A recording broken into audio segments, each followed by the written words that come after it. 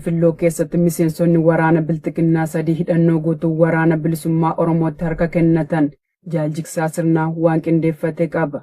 Godina Qellem Wallaggaa aanaa Anfilloo mooraa qobsuma waraana seertumii irraa miseensonni waraana PP baay'inaan 3 ta'an waboo wabii uummata Oromootti harka kennachuu hooggansi waboo bakkichaa arraata biyyoolessa Oromiyaaf addeessee jira. Waraanni duratti Impaayera Itoophiyaa tiksuuf dabqa cobsaa turan kunneen miseensota raayyaa ittisa biyyaa ofiin jedhan kan ta'an yoo ta'u mooraa waraana Bilxiginnaa ganuudhaan gaachana saba Oromoo wabootti hidhannoo guutuun makamanii jiru. Gama meeshaattiin snaayipera tokko Akaamaa 2 gumbii Akaamaa 4 fi gumbii snaayiperaa 2 rasaasa Akaamaa 120 rasaasa snaayiperaa 50 hidhannoo 2 waliin dirree qabsoo bilisummaa Oromootti dabalamaniiru. Simannaa gama waboon isaaniif godhametti hedduu kan gammadan miseensonni harka kennatan kunneen kanaan dura dirqamsiifamanii gara mooraa waraanaa akka geeffamanii fi gochi gara jabinaa guyyuu uummata Oromoo irratti tiksitoota Impaayeraan raawwatamaa oolu salphaa akka hin taane dubbatu. Qabeenyaa saamuu, doorsisuu, hidhuu fi ajjeesuun kan baratame ta'uu eeruun mooraa balfamaa sana keessaa baanee dirree qabsoo haqaatti makamuu keenyaaf ammoo daran gammadoodha jechuun ifoomsaniiru. Murni Bilxiginnaa ergamtoota isaa guutuu Oromiyaa keessa bobbaasuun gariin dantaa dhuunfaan bitee gariin ammoo dirqamsiisuun Impaayera akka leellisanii fi akka tiksan taasisus ilmaan sabichaa sabboonummaa qaban ammoo mooraa Bilxiginnaa onsuun dirree qabsoo bilisummaa Oromootti makamaa turuu fi jiraachuun haqa gonkumaa hin haalamneedha.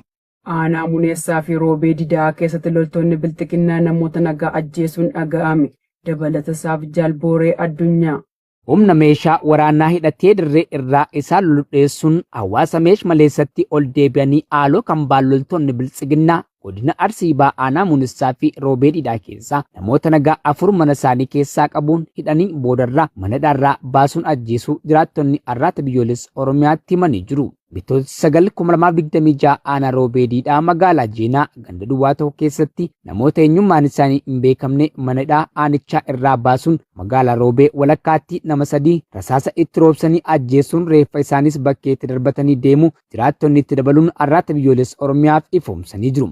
Ittuma fufuun Arsiidhuma aanaa Muneessaa ganda Daamuu Dhimbiibbaa iddoo addaa Dhimbiibbaa jedhamu keessatti nama maqaan isaa Obbo Kaasahuun Biraanee Abarraa jedhamu abbaa ilmaan tokko kan ta'e Bitootessa 2026 mana isaa keessaa qabuun manadhaa geessanii guyyaa tokko bulchuun gaafa Bitootessa 7 manadhaarraa baasanii ajjeesuun reeffa isaa bakkeetti darbatanii deemuun hawaasni osoo hin argin reeffi bakkee keessa oolee buluu jiraattonni arraata biyyoolessa Oromiyaaf gabaasanii jiru. Obbo Kaasahuun nama umurii 26 yoo ta'u barumsa isaa hanga sadarkaa kutaa 12ffaatti baratee xumuruun jireenya hawaasummaa keessa jiraataa kan jiru ta'uu fi hawaasa keessattis nama akkaan jaallatamaa fi iddoo guddaa gaa jedhamee eegamu akkatti jiraattonni himuun loltoonni Bilxiginnaa kunneen garuu maqaa hariiroo waraana bilisummaa Oromoo qabda jedhu itti maxxansuun ajjeesanii jeemtonni itti dabaluun ibsanii jiru.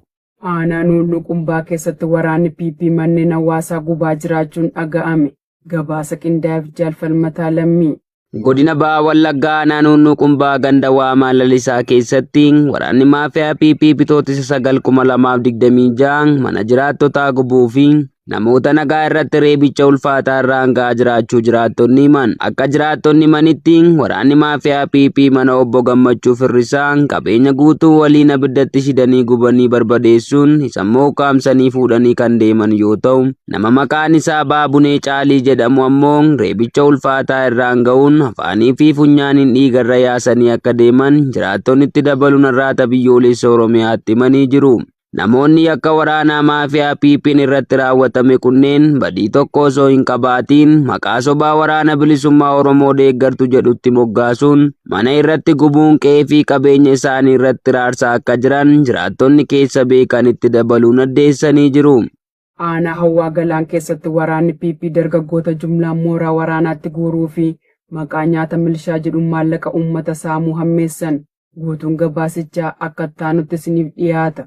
Godina Qellem Wallaggaa aanaa Hawwaa Galaan gandoota garaa keessatti tibbana Bitootessa 2026 irraa eegaluun waraanni PP dargaggoota jumlaan gara mooraa waraanaatti guuruu fi maqaa nyaata milishaa jedhuun maallaqa humnaa olii dirqamaan uummatarraa saamaa jiraachuu jiraattonni bakkichaa arraata biyyoolessa Oromiyaatti himanii jiru. Akka jiraattonni jedhanitti damni murna kanaan akka aanichaattis ta'e akka Oromiyaatti raawwatamaa jiru haaraa ta'uudhaa baatus tibbana kana ammoo bifa adda ta'een aanichuma mandara 21ffaa fi kanneen biroo hedduu keessaa dargaggoota jumlaan guyyuu gara mooraa waraanaatti guuraa akka jiran ifoomsaniiru. Kanaan alatti ammoo maqaa nyaata milishaa jedhuun uummata doorsisanii maallaqa 10,000 hanga 30,000tti dirqamaan guuraa jiraachuu himuun akka aanichaatti damni murna kanaan nurra gahaa jiru waan yaraa miti jechuun dabaluun eeranii jiru. Sirni bilxiqinnaa ergamtoota isaa summii jibbaa itti biifuun leenjisee guutuu Oromiyaa keessa bobbaasuun taatee bara bulchiinsa Minilik lammaffaan aanolee fi calanqoo irratti raawwateen oliitti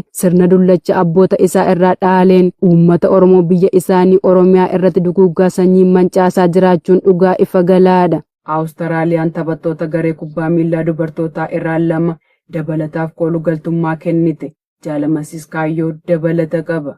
Miseensonni garee kubbaa miilaa dubartoota Iraan 2 dabalataan osoo hiriyoonni isaanii hin deemin dura Awustiraaliyaa keessatti kooluu galtummaa akka argatan ministeerri dhimma biyya keessaa biyyattii Toonii Burkee himanii jiru. Lamaan isaanii taphattoota 5 guyyaa tokko dura viizaan namummaa isaaniif kenname waliin walitti makamuu isaanii Burkeen kibxata kaleessaa Kaanberaa keessatti gaazexeessitootaaf himaniiru. Namoota garee isa boodaa keessa jiran keessaa tokko taphataa yoo ta'u, inni kaan ammoo hojjetaa garee akka ta'e Burkeen kan dubbatan yoo ta'u, lamaan isaaniiyyuu osoo hiriyoonni isaanii gara buufata xiyyaaraa geejjibamin dura kooluu galtummaa gaafatan. Gareen kun kibxata galgala sa'aatii biyyattiitti gara Iraan deebi'uuf Sidnii Awustiraaliyaa irraa ka'uun isaa kan hafe yeroo mormiin guutuu fi aarii guddaa qabu hoteela garee kanaa fi buufata xiyyaaraa irratti kan raawwatame yoo ta'u, lammiileen Iraan Awustiraaliyaa dubartoonni kun akka biyya hin baane dhorkuuf yaalan sodaa nageenya isaanii Iraan keessatti mul'atu kaasuun taphattoonni Iraan tapha dorgommii torban darbee Awustiraaliyaa keessatti gaggeeffamu dura faaruu biyyattii faarsuu dhiisuun gochi kun akka mallattoo mormii Iraan irratti mul'atutti ilaalame. Gareen kun taphoota booda taasifaman irratti faaruu Iraan kan faarsan ta'us falmitoonni mirga namummaa gochi isaan miidhuu danda'u jalqaba uumamuu akeekkachiisanii jiru. Waboon zoonii kibbaa godina Gujii lixaatti tarkaanfii waraana PP irratti fudhachuu beeksise. Gootichi waraana bilisummaa Oromoo zoonii kibbaa godina Gujii lixaa keessatti humnoota murna PP irratti tarkaanfii waraanaa fudhachuu hoogganaa waraanaa zoonichaa beeksisee jira. Akka odeeffannoon ibsutti kaleessa bitootessa 10/2026 aanaa qarcaa ganda erguu Abbayyii jedhamutti halkan keessaa naannoo sa'a 5 walakkaa irratti humnoota waraana murna PP du'aa fi madoon adabuun injifannoo cululuqaa galmeessee jira. Tarkaanfii fudhatame kanaan loltoonni PP 34 battalatti ajjeefamuu fi 17 ammoo madaa'uu isaanii waboon beeksisee jira. Haala wal fakkaatuun aanaa Surroo Barguddaa gandoota akka Woleenaa, Bokossaa, Medhiibaa, Barguddaa fi Diidolee Harraa jedhaman keessattis humnoonni faashistii PP ari'amanii naannichi to'annoo waboo jala ooluun ifoomeera. Dabalataanis gandoota akka Ceekataa, Daangoo fi Bariittii jedhaman keessattis tarkaanfii fudhatameen loltoonni hedduun ajjeefamuu fi madaa'uun isaanii ibsamee jira. Akkasumas namni tokko bulchiinsaa fi nageenya gandichaa keessatti hirmaataa ture kan ilmaan Oromoo hedduu dirqamaan gara dirree waraanaatti guuraa ture waboon to'annoo jala oolchuu ibsee jira. Gama meeshaatiin waboon meeshaalee waraanaa garaagaraa humnoota waraanaa murna biltsiginnaa irraa hiikuudhaan galii qabsoo bilisummaa Oromoof oolchuu isaa beeksise. Isaan keessaa piikemmii tokko, aakaa hamaa hedduu piistoo tokko, hidhannoo mudhii tokkoo fi kan qomaa tokko akkasumas uffataalee waraanaa garaagaraa irraa hiikuudhaan galii dantaa qabsoo bilisummaa Oromoof oolchee jira. Tarkaanfii waboon eegdota barcuma Abiyyi Ahmed irratti fudhatu jabaatee itti fufaa.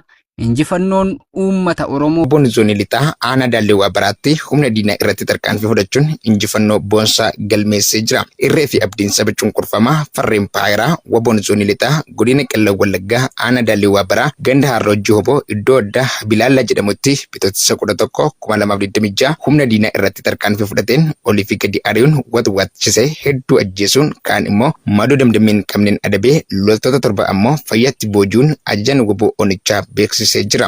Gama meeshaatiin kilaashii akamaa 24 rasaasa akamaa fi bireenii hedduu jirooroo bireenaa fi qophii waraanaa garaagaraa dugda diinaa irraa hiikuun mooraa qabsoo bilisummaa Oromootiif galii godhee jira. Tarkaanfii waboon humna diinaa irratti fudhatu zoonilee waraanaa cufa keessatti jabaatee itti fufaa injifannoon uummata Oromoof. Qaqqaaliiwwan ilmaan Oromoo irree fi gaachana uummata Oromoo waboo wabii saba isaanii diinagdeen jabeessuuf gumaacha godhan haalan jabeessanii itti fufanii jiru. Haaluma kanaan jaarmiyaa ABO WBO godina Afrikaa gamtaa Fugug amajjii 2026 guyyaa WBO fi jijjiirraa bara haaraa sababeeffachuun akkasumas sadaasa 9 guyyaa fincila diddaa garbummaa sababeeffachuun gurmuulee fi afooshaa hawaasaa dabalatee namoonni akka dhuunfattis gamtaa Fugug jalatti qindoominaan akka armaan gadiin WBOf gumaacha taasisanii jiru. Gurmuun gaachana WBO gumaacha amajjii 1 sababeeffachuun $80, Jaal Ahmad Alii dhuunfana $15, gumaacha sadaasa 9 sababeeffachuun $40, Jaal Masnoo Sabaa dhuunfana $11, Jaal Usmaan Liitorii tumsa WBOf amajjii 10 irratti godhame $25, gurmuun xurree jaallan kaleessaa buusii ji'a $39.5, gumaacha amajjii $39.5 fi jaal obsaa sabaa kan liitorii tumsa WBOf amajjii 10 irratti godhame $25, gurmuun xumura garbummaa buusii ji'a $98, gumaacha WBOf amajjii $100, Jaal Hamzee Isaa gumaacha WBOf dhuunfana sadaasa 9,2025 irratti $5, gurmuun haqa baas Oromoo gumaacha amajjii $59, Jaal Faayizaa Hasan dhuunfana gumaacha WBOf amajjii irratti $100, Afooshan Sa'aada'aa gumaacha WBOf amajjii 2026 irratti $37, waliigala jaarmiyaan ABO WBO godina Afrikaa gamtaa Fugug $674 akka qarshii impaayera Itoophiyaatti 126 fi 38 waraana bilisummaa Oromoo ABO WBOn durfamuuf gumaacha diinagdee taasisuun fuulduraafis tumsi nuti WBOf goonu jabaatee itti fufa jechuun gamtaan Fugug dhaammachuu isaanii